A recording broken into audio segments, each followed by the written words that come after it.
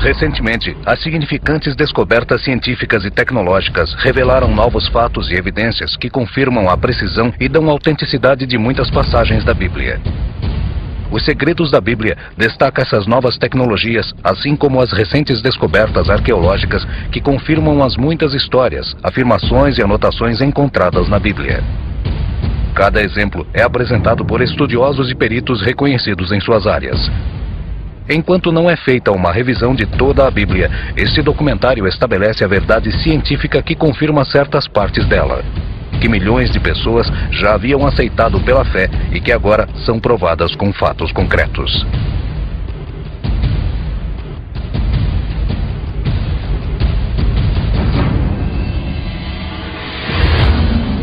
A Terra foi criada em um único momento? Pode Eva ter sido a mãe de toda a humanidade? E existe alguma prova científica de que o grande dilúvio de Noé realmente ocorreu? Você está prestes a descobrir quando revelarmos uma das mais espetaculares evidências já vistas. Jerusalém.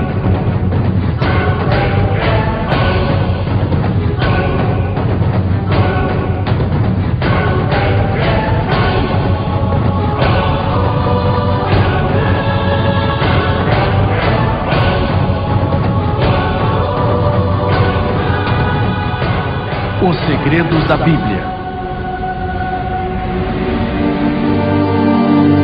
Espalhado em 3 continentes, em 3 línguas, por 40 autores diferentes durante um período de 1500 anos, nenhuma coleção de literatura antiga é tão lida mundialmente, tão venerada e tão criticamente examinada quanto a Bíblia.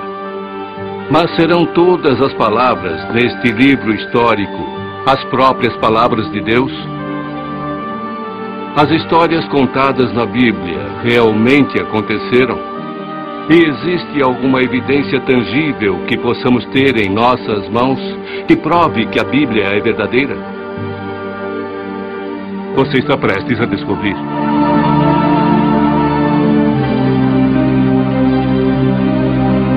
Nossa investigação começa com a mais famosa linha da história escrita.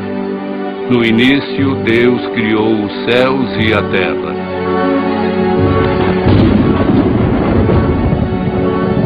Mas isso é possível? Será que um Deus todo-poderoso criou o universo? O que a ciência moderna tem a dizer a esta pergunta? Basicamente, temos que acreditar que a matéria sempre existiu ou foi criada. Hoje, as evidências apoiam fortemente a teoria do Big Bang. Imagine por um momento tudo o que existe no vasto universo. Cada cordilheira, cada floresta, todo o corpo de água, todo o planeta distante. Tudo espremido em um pequeno ponto microscópico do começo de tudo. Os cientistas dizem que o universo explodiu e começou deste ponto inicial. Enquanto o universo se expandiu, ele se esfriou. Qualquer coisa que se expande esfria, e neste momento o universo tem uma temperatura de 3 graus acima de zero. Nós detectamos esta radiação como radiação de micro-ondas. Observatórios do Polo Sul medem a distribuição das micro-ondas através do espaço e fornecem informações relativas às mais antigas condições do universo. Então o Big Bang não é uma ideia teórica, é algo que estamos observando e medindo.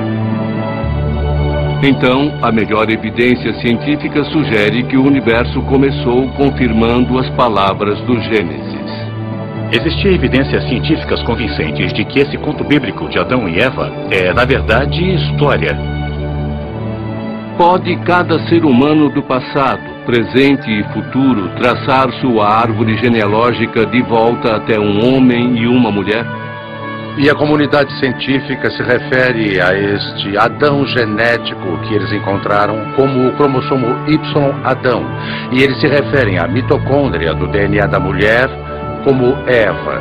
E isto é relacionado na literatura científica como a hipótese do Jardim do Éden. Eles tiraram sequências mitocondriais de um número de diferentes grupos étnicos no mundo inteiro e determinaram que cada um deles descendeu de uma fêmea. Poderia esta fêmea ser Eva, a primeira mulher criada no livro de Gênesis? A evidência é convincente.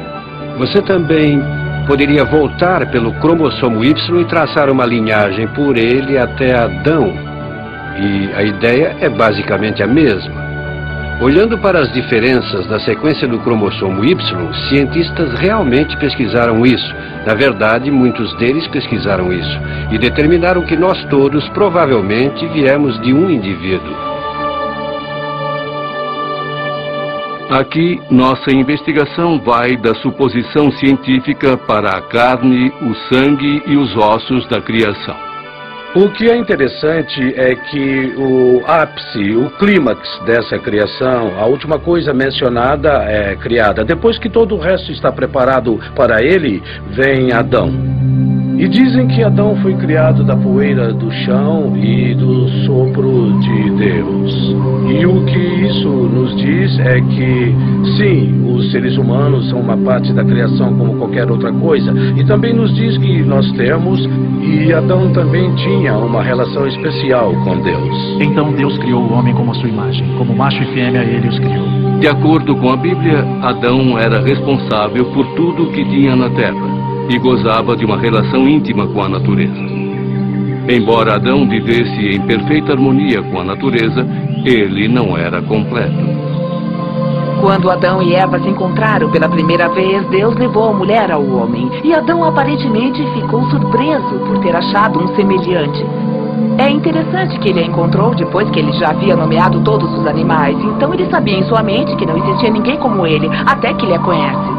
Quando Adão foi criado, ele foi criado como robô. Adão tinha livre-arbítrio, então havia uma questão se ele ia obedecer a Deus ou não. Culturas antigas do deserto valorizam altamente o gosto das frutas. Não é nenhuma surpresa que o livro de Gênesis se utiliza da imagem de uma árvore frutífera para significar conhecimento.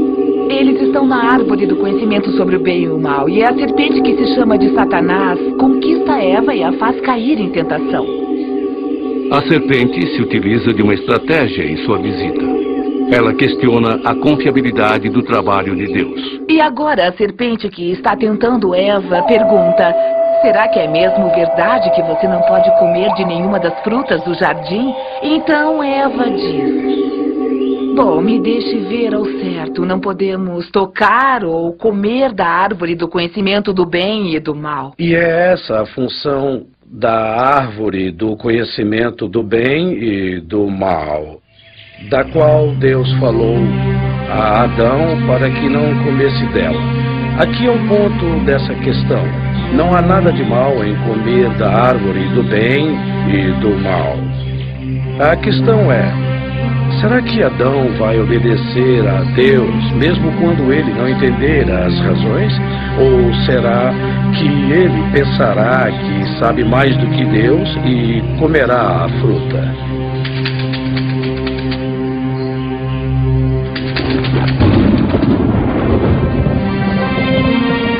Como punição por sua desobediência, Deus exilou Adão e Eva do jardim. Eles foram forçados a viver fora da proteção de Deus e entrar na realidade cruel, separados de Deus. Utilizando-se de dicas geográficas dadas no Gênesis, quase todos os estudiosos concordam que o Jardim do Éden fica no Iraque.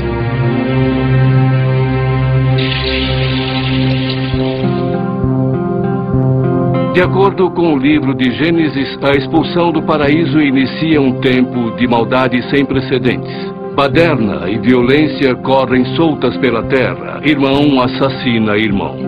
Este é o pano de fundo de uma das histórias mais controversas do Velho Testamento. A história de Noé e sua arca. Quando chegamos ao tempo de Noé, Deus havia sido paciente até este ponto, mas agora ele está determinado a pôr um fim à humanidade pecadora através de uma inundação. Eu trarei uma inundação de águas sobre a terra para destruir toda a carne, e tudo que está na terra irá morrer. Noé obedeceu a Deus e preparou sua família. A família de Noé carregou o barco com comida e com os animais que logo repovoariam a terra. Inicialmente cético, o povo da época de Noé pediu misericórdia. Mas era tarde demais, e Deus fechou as portas da arca.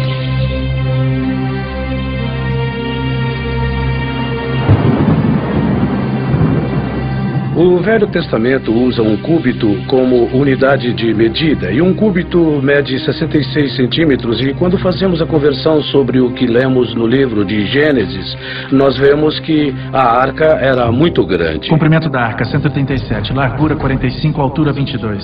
As conversões deixam o tamanho da arca com 137 metros de comprimento, 45 de largura e 22 de altura. Fotos de satélite do Monte Ararat, na Turquia. Mas certamente uma inundação catastrófica deixaria impressões geológicas e antropológicas.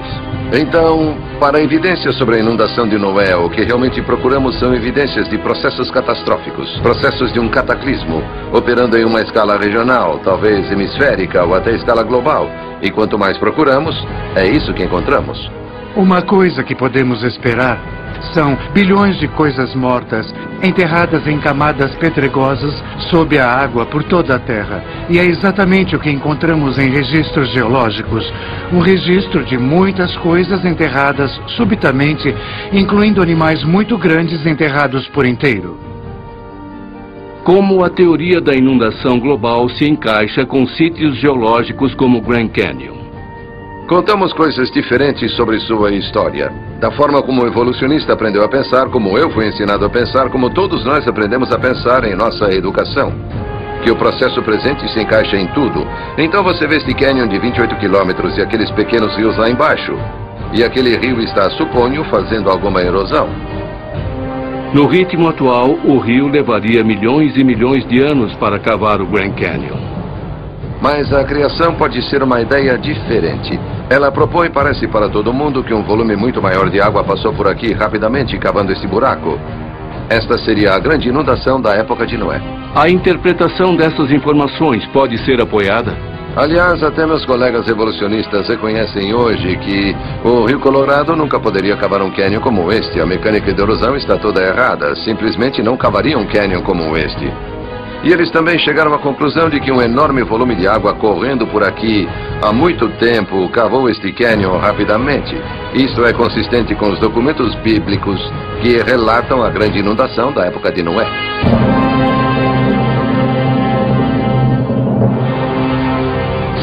No próximo bloco, será que as cidades originais do pecado, Sodoma e Gomorra, existiram de verdade? O filho de Adão. Caim inventou a agricultura. Ele foi também o primeiro a ser assassinado. O livro de Gênesis. Os segredos da Bíblia. O Gênesis descreve Deus como brando quanto à ira, porém rápido e decidido em julgamento. Talvez nenhuma história do Velho Testamento demonstre a intensidade da cólera de Deus mais vividamente do que a tragédia de Ló e sua família. A história de Sodoma e Gomorra é sobre pecado e sobre punição. É sobre Deus decidindo que ele já teve o suficiente sobre a justiça e maldade e ele agirá, destruindo tudo.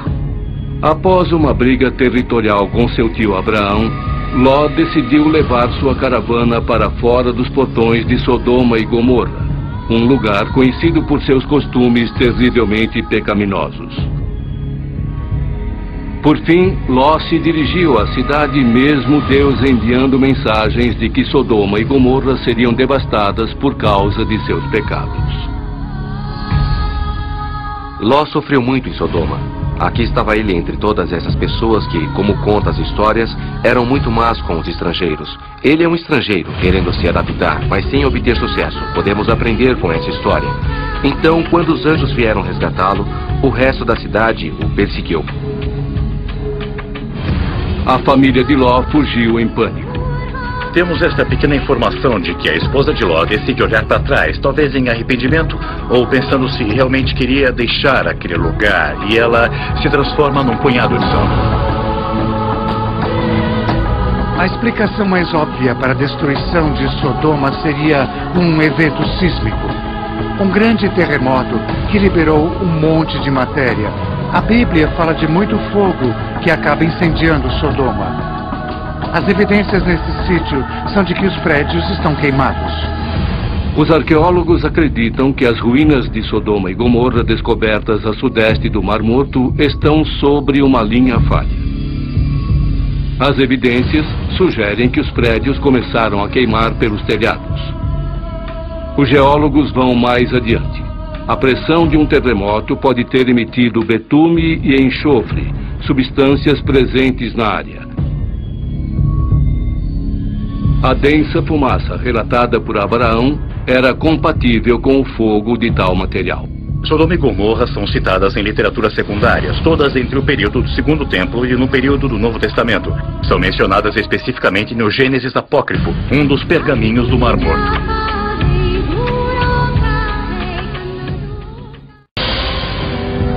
No próximo bloco, Abraão, José e Moisés. Estes homens são lendas ou realmente homens de carne e osso? E falando de fé, nenhum homem do Velho Testamento demonstrou sua fé tão destemidamente quanto Abraão.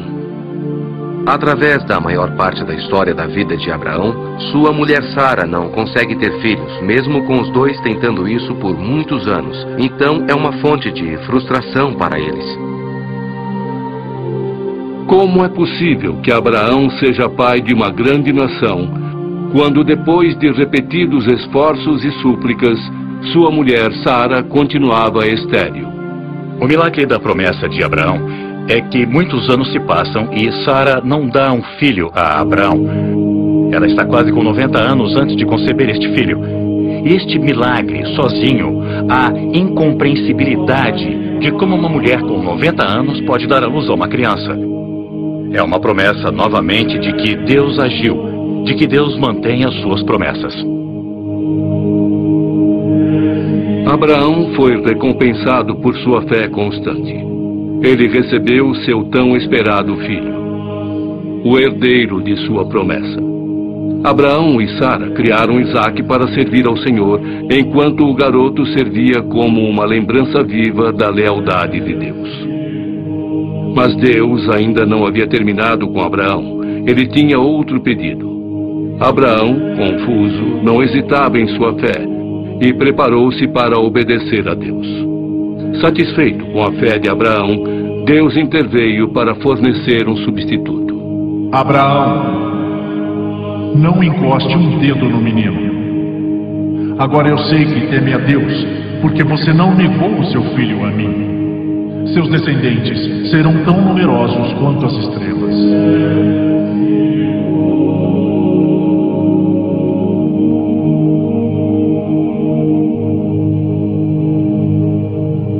Os céticos negaram a existência da cidade de Abraão, Ur dos Caldeus, até que escavações do começo do século XX descobriram a torre de um templo na boca do Eufrates, na Mesopotâmia.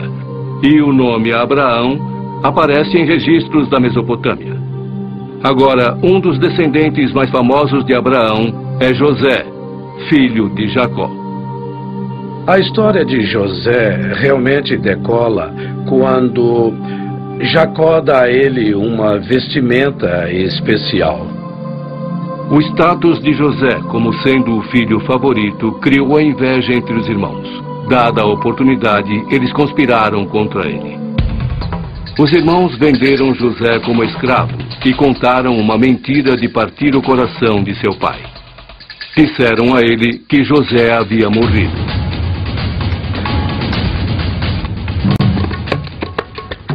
Chegando ao Egito, José foi vendido aos serviços de Potifar, um oficial do alto escalão do Egito.